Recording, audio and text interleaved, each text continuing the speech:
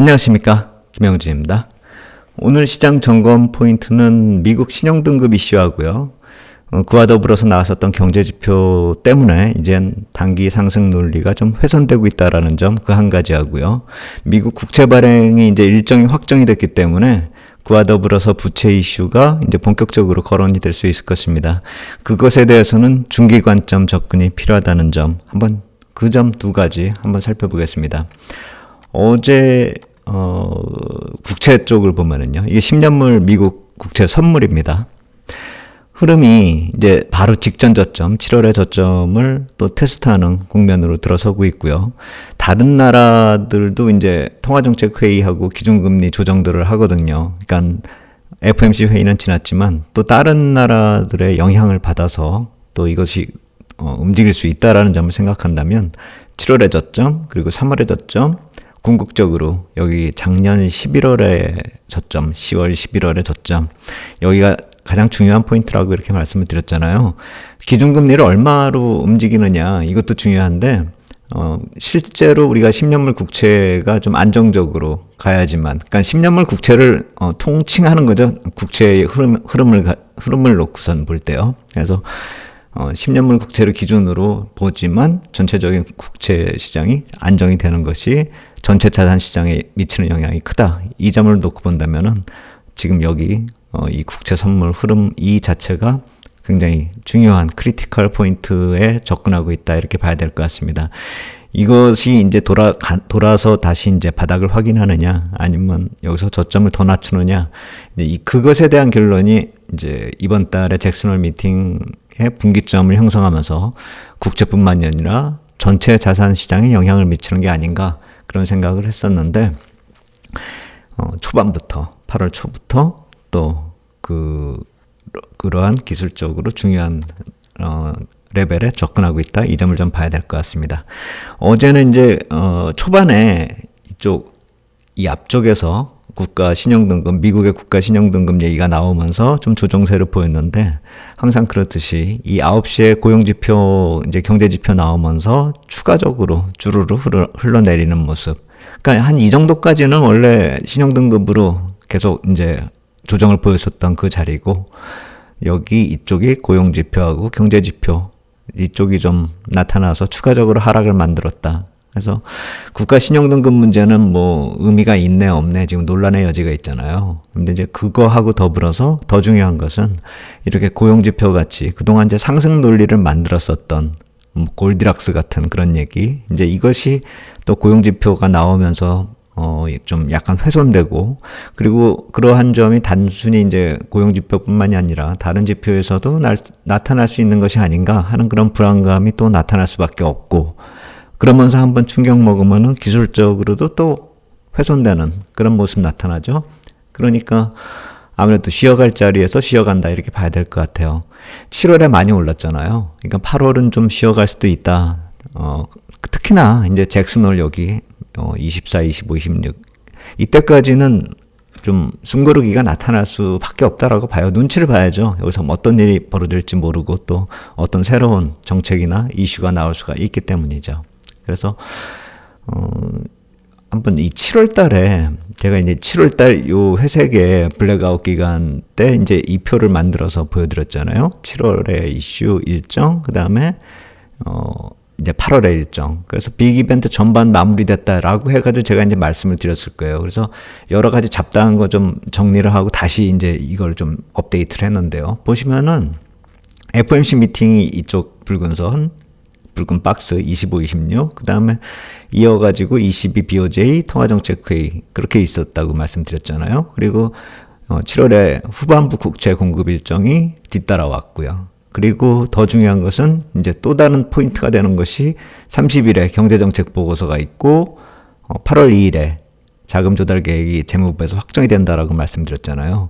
요거 정책 보고서 나온 것까지는 제가 자료를 만들어서 요약해가지고 말씀을 드렸는데, 바로 그 다음날 국가 신용등급 얘기가 때려버렸어요. 그리고 어제 이제 또 같은 이런 자금 조달 계획도 또 이제 자료가 나오고, 그래서 오늘은 그 자료도 좀 정리해서 보여드리려고 하는데, 여기다 또 새로 제가 업데이트 요 8, 9, 10일 일정으로 한 거는 국채 공급 일정이 또 이제 확정이 됐잖아요. 그래서 8월 8, 9, 10 이렇게 해서 3년물, 10년물, 30년물 여기 420억 불, 370억 불, 230억 불이 또 발행 일정으로 있거든요.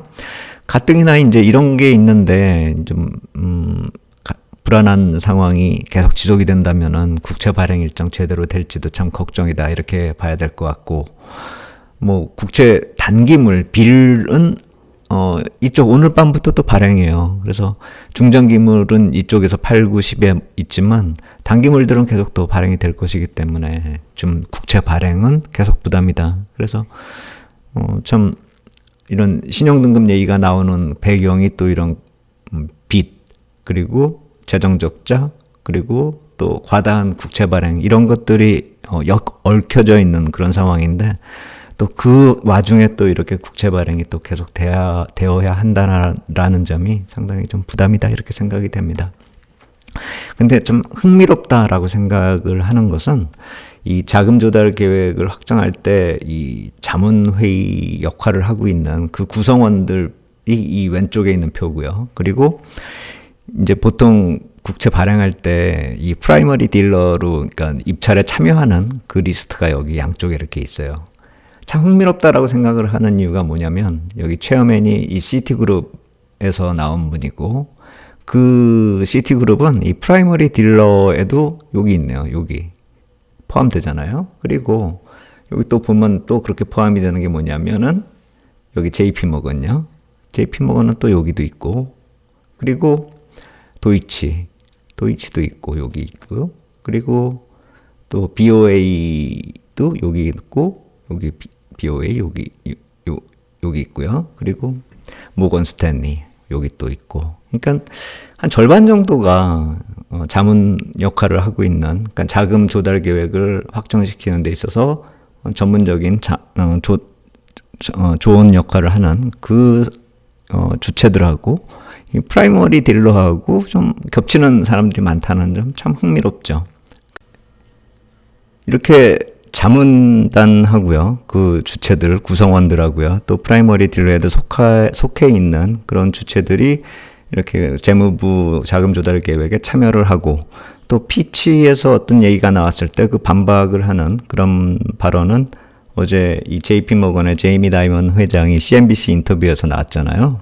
그래서 뭐 여러 가지를 근거를 이렇게 대셨어요. 미국 경제가 뭐 이렇게 좋다 저렇게 좋다 뭐 튼튼하다 뭐 이렇게 강등당할 이유가 아닌 그렇게 이유들이 한마디로 ridiculous라고 이렇게 표현하잖아요. 그러니까 우리나라 표현으로 하면 그걸 꼭 이상하다 뭐 이렇게 표현할 게 아니라 저렇게 생각하셔도 되죠. 황당하다 뭐 이런 식으로 뭐 그런 식으로 이제 표현을 했다 이렇게 생각을 하면 되는데, 제가 봤을 때는 피치에서 얘기한 그 배경 논리 자체가 틀리다라기보다도 이제 JP 모건 같은 경우는 그 여기 참여를 했기 때문에, 이 계획에 참여를 했기 때문에 어떻게 스스로가 이렇게 좀 부정적인 표현을 할 수는 없잖아요. 그래서 음모론적으로 생각을 해본다면 피치가 욕먹을 각오를 하고 그런 이런 십자가를 진 게 아닌가. 전 그 생각도 들어요. 왜냐면은 자금 조달 계획 나온 거 보면 누가 봐도 좀 부담스럽잖아요. 그래서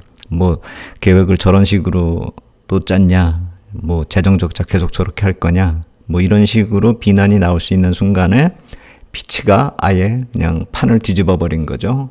그렇게 하면은 지금 피치 때문에 모두 다 이제 그쪽을 바라보고 있으니까 이 재정 계획 가지고 누가 뭐라고 할 수가 없겠고, 또 한 가지는 모든 시장이 미국 시장뿐만이 아니라 미국 국채를 사줘야 될 시장들, 국가들 모두 다 어제 시장 안 좋았잖아요. 오늘까지도. 그렇다라고 본다면 향후에 국채 발행할 때 만약 그 국채 발행이 미국 국채 발행이 잘 안 되면 그게 그 미국만의 문제가 아니라 우리의 문제일 수도 있겠구나 라는 생각을 들게끔 미리 한번 본보기를 보여준 게 아닌가라는 그런 음모론적인 생각도 듭니다. 그냥 제 개인적인 생각입니다. 그래서 피치가 한번 십자가를 진 것이고, 굳이 뭐 여기 있는 속해 있는 분들이 그걸 뭐 비난할 수는 없었던 상황에서 보면 JP모건의 다이먼 회장이 왜 나왔는지, 왜 인터뷰를 했는지는 충분히 납득할 만하다. 이렇게 좀 배경을 좀 읽으면 될 것 같습니다. 그러면 이제 이 국채 발행 계획 나온 거 그걸 이제 중점적으로 말씀드릴게요. 피치 얘기는 뭐 여기까지로 하고 다음에 또 기회 있을 때 말씀을 드리도록 하겠습니다. 제가 여기까지 이 발행 계획 확정된 거는 이 대목까지 아마 이 부분까지 말씀을 드렸을 거예요. 국채 발행이 이제 3분기에 말로만 듣던 그 1조 달러가 이제 확정이 됐다. 여기까지 말씀을 드렸잖아요. 그래서 여기 보시면은 이 분기별로 이게 분기별 이 키높이거든요. 근데 이제 여기는 좀 예외적이다라고 말씀드렸잖아요. 팬데믹 당시이기 때문에. 근데 이제 그 이전에 하고 비교를 하면은 엄청 커진 거 아니에요, 키가. 그러니까 계속 빚이 이렇게 눈덩이처럼 늘어나고 있는 그런 상황이라는 점. 이제 이걸 해결할 수 있는 방법이 예전에 세인트루이스 패드에서 얘기한 것처럼 인플레이션하고 그리고 성장 이 두 가지 관점에서 좀 봐야 될 텐데 그 얘기는 제가 나중에 또 다시 한번 이 국채 발행이 확정이 됐으니까 한번 또 부가 설명을 한번 드리고 인플레이션이 계속 되기를 또 미국 쪽에서는 유지시킬 그럴 필요성도 있어요. 이 빚이 이렇게 계속 늘어나고 있기 때문에. 그리고 그와 더불어서 미국에 공장 짓고 프렌드 쇼어링 주장해야 되는 그 얘기도 배경 설명도 말씀을 드렸잖아요. 그래서 지금 전반적으로 글로벌 경제가 흘러가고 있는 디스인플레이션하고 더불어서 프렌드 쇼어링 이 자체가 미국의 이 국채 발행, 부채 발행하고도 연관이 된다. 이렇게 읽으셔야 될 것 같아요. 그러니까 그게 상당 기간 동안 갈 수밖에 없는 상황이다. 그것이 안 되면은 이게 해결이 안 되기 때문에 지금 상황이 미국으로서는 수순을 밟을 수밖에 없는 수순을 밟기보다는 그쪽으로 갈 수밖에 없는 상황이라는 점을 우리가 좀 읽어야 될 것 같아요. 그래서 이 수치까지는 이제 지난 자금 조달 계획 그 확정하기 전에 경제 평가 보고서 나올 때 이제 나온 거고 자금 조달 계획 확정이 나오면서 이제 월별로도 또 이제 확정이 돼서 나왔단 말이에요. 그러면 여기 보시면 알 수 있듯이 7, 8, 9, 10, 11, 12 이쪽에 키들이 많이 큰 또 막대기들이 이거는 이제 아까 거는 이 표는 단기물까지 포함한 거고요. 이거는 이제 중기물만 따로 뽑아봤어요. 왜냐하면 실질적으로 많이 부담이 되는 건 중장기물이니까요. 그걸로 뽑아보면은 상당히 지금 여기 높은 기록을 했었던 이 팬데믹 당시 이전으로 돌아가 봐도 중장기물 자체도 이때하고 비교하면 또 많이 늘어나고 있는 그런 상황이잖아요. 그래서 단순히 이제 팬데믹 당시에는 단기물을 많이 발행해서 이쪽 발행할 땐 단기물을 많이 발행했단 말이에요.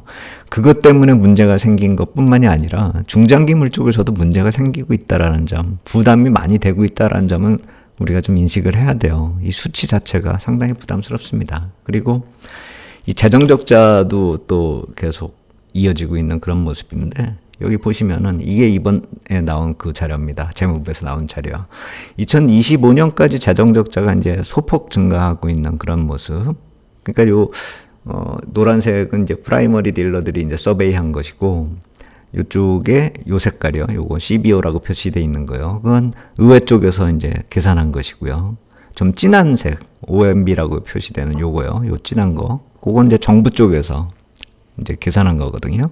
약자가 이렇게 표시되어 있고요. 그래서 여기까지는 괜찮은데, 이 넘어가면서부터 이렇게 쫙 늘어나고 있는 거, 이거는 참 우리가 봐도, 누가 봐도 좀 부담스럽죠. 팬데믹 당시에 늘어나는 것처럼 재정 적자가 늘어난다는 거예요. 이 표가 이게 적자를 뜻하는 거예요. 아래쪽으로 내려온 게. 그리고 이쪽은 GDP 대비 비중이고요. 이쪽은 절대 금액이고요. 그래서 여기 보시면 뭐 3조 달러를 넘어섰던 팬데믹 당시 그거를 2021년, 2022년에 줄인 건 사실이에요. 그렇기 때문에 좀 그때는 채권 발행도 좀 적어지고 그리고 실질적으로 좀 긴축으로 들어가는 그런 모드였기 때문에 전체적으로 자산 시장이 좀 안 좋았던 것도 사실입니다. 근데 그 이후로 좀 이제 정체 상태로 들어서기 때문에 좀 이렇게 되면은 부담도 덜어지고 좀 나아지지 않을까라는 기대도 할 수 있겠지만 여기 보시면 옆에서 보시면 알겠지만 이 수준은 GDP 대비 거의 뭐 7%에 가까운 그런 모습이거든요. 사실 5% 수준으로 낮춰야 된다라는 게 여기 이 점선이요. 요거 이제 좀 우리가 계획으로 봐야 될 그럴 실질적으로 그러니까 목표로 봐야 될 그럴 점선이죠. 근데 지금 예산 짜놓은 거 보면 이렇게 좀 길게 아래쪽으로 재정 적자가 좀 크게 나오고 또 거기에 맞춰서 국채 국채가 발행되고 있다라는 점. 이러한 배경 요인들을 보면은 피치가 또 그런 얘기 할 만도 하다 이런 생각이 들어요. 그리고 제가 1분기 자료 이거 보여드렸을 거예요, 아마. 그 외국인 지분율이 국채 발행에 얼마만큼 참여하고 있는가. 이게 위쪽이 단기물, 아래가 중장기물이요. 그리고 이 붉은색 선이 외국인 비중이고, 이쪽 초록색 선은 외국인 그 퍼센테이지, 비중률. 뭐라고 표현하죠? 그러니까 이건 절대량, 빨간색은 절대량, 이거는 지분율, 이렇게 보면 되겠죠. 그러면 이제 붉은색 선이 계속 올라가서 지분은 계속 늘어나거든요. 그러니까 이게 단기물도 마찬가지고 중장기물도 계속 보유량은 늘어나요. 근데 여기 좀 우리가 걱정스럽다라고 하는 거는 보유 이 비중, 지분율이 계속 떨어지잖아요. 그거는 발행량을 확 늘려버리니까 이런 일이 생긴다라고 예전에 한번 제가 말씀을 드렸잖아요. 지난 분기 자료 이렇게 볼 때. 근데 그것이 이제 좀 떨어지고 좀 발행량이 줄어들어야 될 텐데 앞에 표 같이 이렇게 계속 늘어나는 그런 추세라고 한다면은 이게 외국인 지분율이 이렇게 따라 늘어날 리가 없으니까 발행 때 부담도 되는 것이고 또 외국인 지분율 떨어진다 하면서 좀 불안감이 또 생길 수가 있는 것이고 그리고 이 붉은색 절대 금액 자체도 계속 늘어나라는 보장도 없는 거잖아요. 이게 미국 쪽에다 수출을 해서 달러를 받아가지고 재정 흑자가 난 국가들이 남는 달러로 국채를 사주면 모르겠는데 막 프렌드 쇼링 해가지고 막 자국 내로 공장 가져가잖아요. 미국 쪽으로.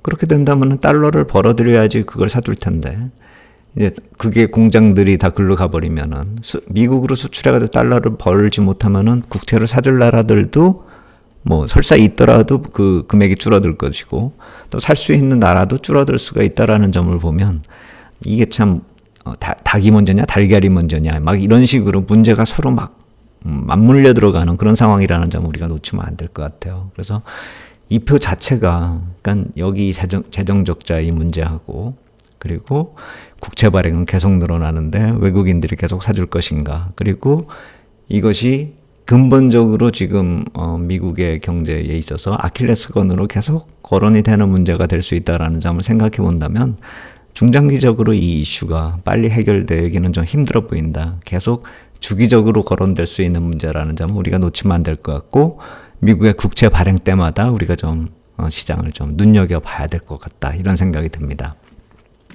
오늘 포인트 정리하면서 오늘 정리해 보겠습니다.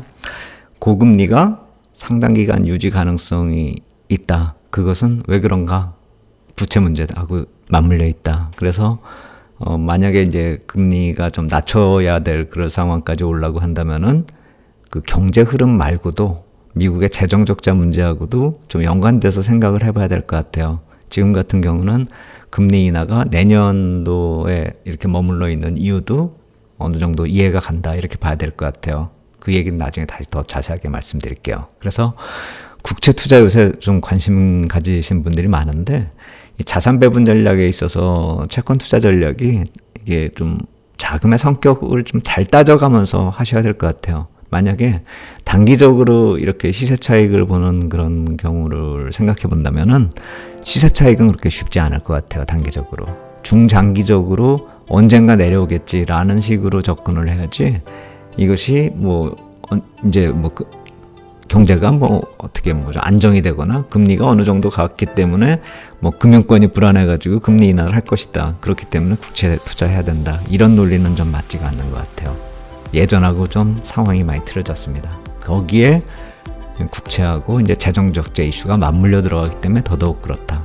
이게 중기적으로 지속이 될 반복될 악재라고 생각을 해본다면 아까 말씀드렸듯이 이것이 채권 투자 전략 쪽에서 불안하기 때문에 안전자산을 사야 된다. 그 개념보다도 고금리가 상당 기간 갈 요인 중에 이러한 문제가 있다라는 점을 생각해 본다면 투자 전략적으로 우리가 좀 접근해야 되지 않을까 이런 생각이 든다. 이렇게 말씀을 드리겠습니다.